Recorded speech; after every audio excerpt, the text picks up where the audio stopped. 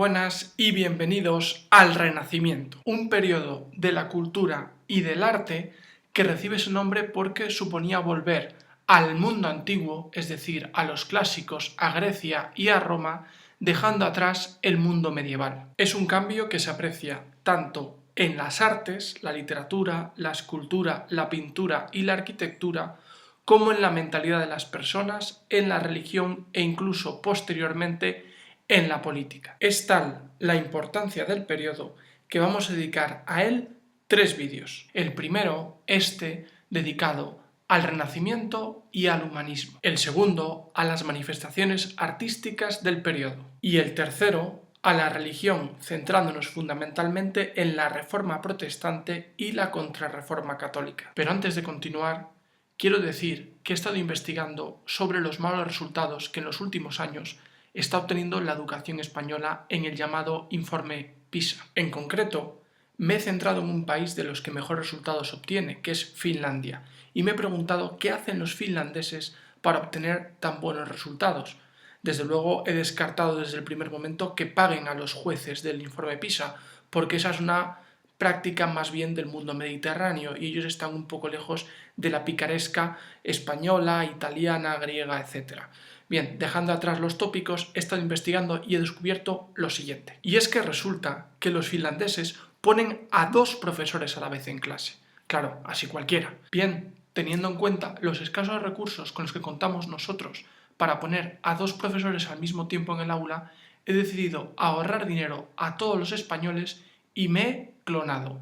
Os presento a mi clon. Bien, no me ha quedado mal, es casi idéntico. Voy a preguntarle porque le veo todavía un poco aturdido. Hola amigo, ¿qué tal estás? Bueno, bien. No, irá espabilando poco a poco. Si ya uno era pesado, imaginaros 2. Lo que no tengo muy claro todavía es si le voy a dejar dar la clase de hoy, le voy a dejar ayudarme o simplemente le voy a sentar en un sillón a que descanse un poco. Voy a hacerle una prueba y si responde adecuadamente a esa prueba, pues podrá dar la clase y yo quizá le ayude o ya veremos lo que hacemos. Así que, prueba dentro. ¿Estás preparado, muchacho? Bueno. Bien. Lo que vamos a hacer es ir a Quizlet, le voy a hacer una pregunta y si responde adecuadamente le haré una segunda y si responde a las 2 yo creo que está preparado y que habrá pasado la prueba. La primera pregunta es ¿en qué siglos se desarrolló el Renacimiento? ¿Puedo pensarlo un poco? Sí, tómate tu tiempo, tranquilo. Necesito ir a mi palacio mental. Algo muy enterrado. Fuera. ¿Qué? Salga, tengo que ir a mi palacio mental. ¿Su qué? No va a hablar mucho en un rato. Es mejor que salgamos. ¿Su qué? Su palacio mental. Es una técnica de memoria. Durante los siglos XV y XVI. Bien, es correcto. Vamos ahora con la segunda pregunta.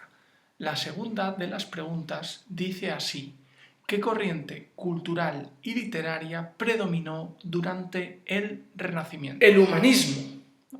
Directamente. Muy bien. Yo creo que está perfectamente preparado. Vosotros pensáis lo mismo, ¿verdad? Bien, siendo así, no creo que haya ningún problema, machote, para que des tú la clase y yo me vaya tranquilamente a leer al sillón. Así que, mucho ánimo.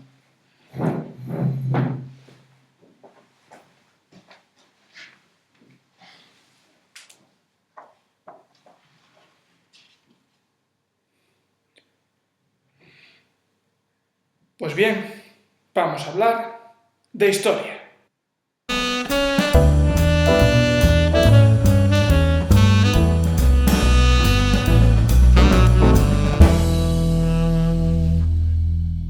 El Renacimiento, como ya se ha indicado en la pregunta anterior, se inicia a finales del siglo XIV, tiene su esplendor en el siglo XV y sus últimos coletazos en el siglo XVI.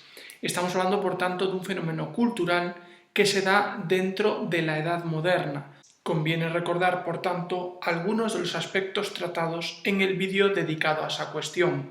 En concreto, el desarrollo urbano y mercantil, es decir, crecimiento de las ciudades y aumento del flujo comercial, y por otro lado, la centralización del poder en manos de los monarcas, la llamada monarquía autoritaria. A todo esto hay que añadir tres características propias del Renacimiento. En primer lugar, el intento por imitar y por recuperar la cultura de la antigua Grecia y Roma. En segundo lugar, el fortalecimiento de dos tendencias, el individualismo y la secularización.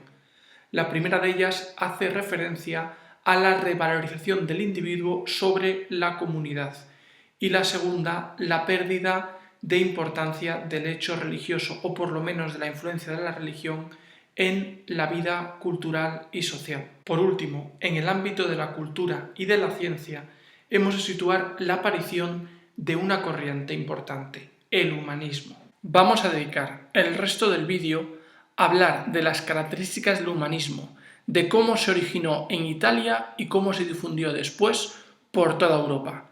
Dejamos, por tanto, el resto de cuestiones que tienen que ver con el Renacimiento para el siguiente vídeo, donde vamos a ver las manifestaciones artísticas del Renacimiento. Frente a la mentalidad medieval que colocaba a Dios en el centro de todo, es decir, era teocentrista, el humanismo se va a caracterizar por ser antropocéntrico, es decir, el ser humano va a estar en el centro del universo humanista. También se van a preocupar por recuperar, recopilar y estudiar los textos griegos y romanos, centrándose sobre todo en las cuestiones filosóficas de la antigüedad. Por último, los humanistas van a desarrollar un importante espíritu crítico y una curiosidad por conocer el mundo que les rodea. Eso les lleva a experimentar, la búsqueda de la experiencia que va a llevar tiempo más adelante al desarrollo de las ciencias tal y como hoy las conocemos. En la difusión de las ideas humanistas va a ser de vital importancia la invención, en torno a 1450, de la imprenta por parte de Gutenberg. Esa difusión por medio de esa técnica novedosa va a ir acompañada de la aparición de las academias y su prolongación en algunas universidades de la época. Hemos de situar el origen del humanismo en Italia por una razón muy sencilla, y es que la mayor parte de la herencia clásica se encontraba en esa península. Tres ciudades ejercieron el papel de foco generador y difusor del humanismo italiano. La primera de ellas fue Florencia, que bajo el mecenazgo de los Medici vivió una etapa de gran desarrollo artístico y cultural.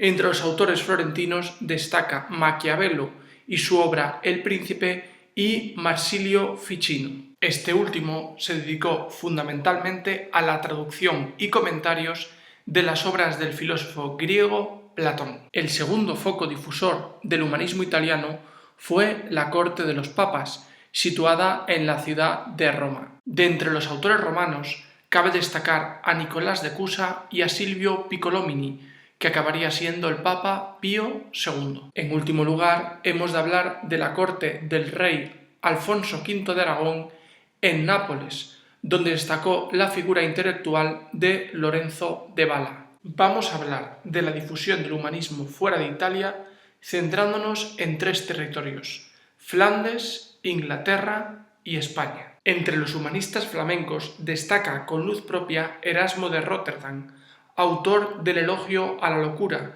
que es un alegato por la vuelta al cristianismo primitivo. Tomás Moro es, sin duda, el prototipo del humanista inglés.